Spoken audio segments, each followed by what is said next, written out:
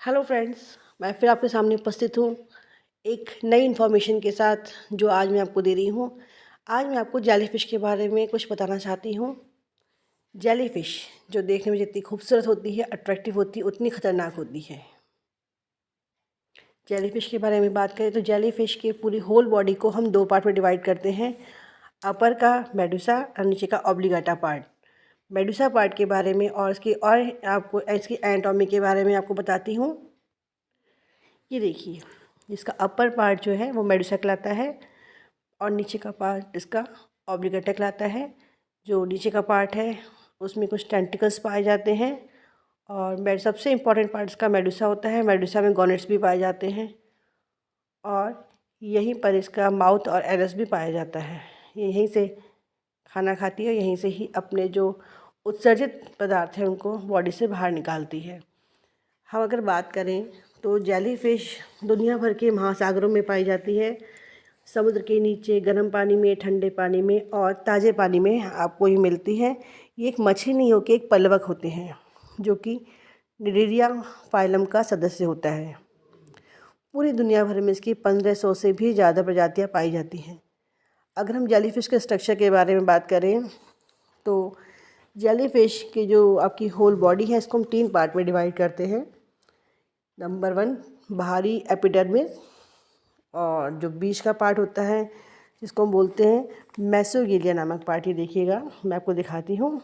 ये है इसका मेसोगेलिया पार्ट। आउटर एपिडर्मिस, मिडिल मेसोगेलिया और इसका बाहरी जो इंटरनल पार्ट है जिसको हम बोलते हैं गैस्ट्रोडर्मिस। इसके बीच में ये दिख रहा है वाइट वाइट सा, ये गैस्ट्रोवेस्कुलर कैविटी होती है। अगर हम इसकी बात करें तो इसमें एक प्राथमिक तंत्रिका तंत्र या तंत्रिका जाल होता है जो कि जेलीफ़िश को सूंघने एवं प्रकाश का पता लगाने और अन्य विशेषताओं पर प्रतिक्रिया करने की जानकारी प्रदान करता है। जेली की जो टेंटिकल्स होते हैं, इसके जो टेंटिकल्स होते हैं उसमें बहुत छोटे छोटे छोटे छोटे, देखिए आप ये देख सकते हैं, इसमें इस प्रकार से स्ट्रक्चर होते हैं जो कि इसके डंक होते हैं। ये डंक बहुत ही जहरीले होते हैं। देखिए, जब ये अपने डंकों से किसी भी शरीर पे या किसी भी अपने एनिमी पे हमला करती है या किसी के शरीर में इसके डंक अगर टच हो जाते हैं तो इस प्रकार से, ये देखिए, इस प्रकार से इसके डंक जो हैं उसके शरीर में अंदर तक लग जाते हैं और उस एरिया में एक जहर, जेलीफ़िश एक जहर छोड़ देती है और उस जहर की वजह से उस पर्टिकुलर एरिया में हमें जलन सी महसूस होती है और उसके निशान से बन जाते हैं। ये देखिए किस प्रकार से जेलीफ़िश की टेंटिकल्स की पूरा एक फ़ोटोकॉपी बन गई है इस शरीर में, इस हाथ में, इस पैर में। जेलीफ़िश मोस्टली एक कॉलोनी में रहना पसंद करती हैं।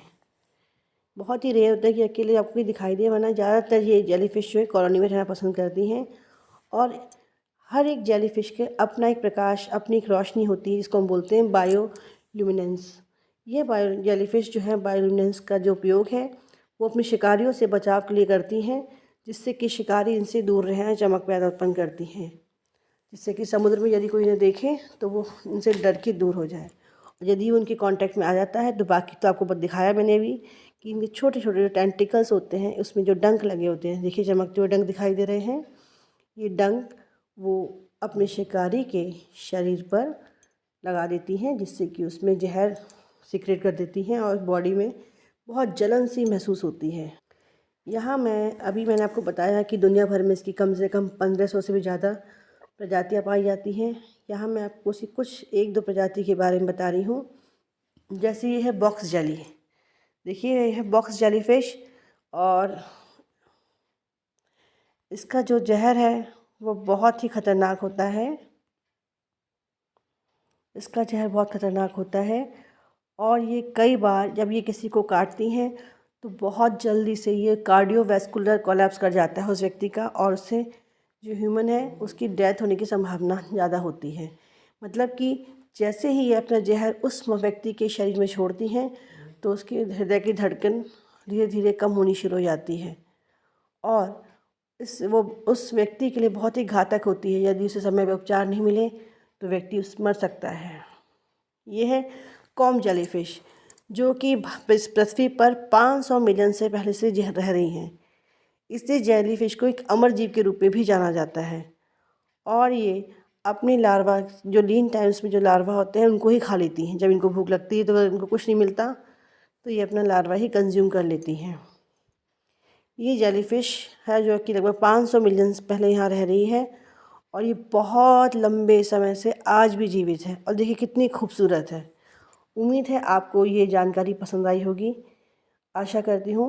इसके साथ ही और जानकारी के लिए प्लीज़ मेरे इस चैनल से जुड़े रहें और मुझे लाइक, शेयर और सब्सक्राइब करें।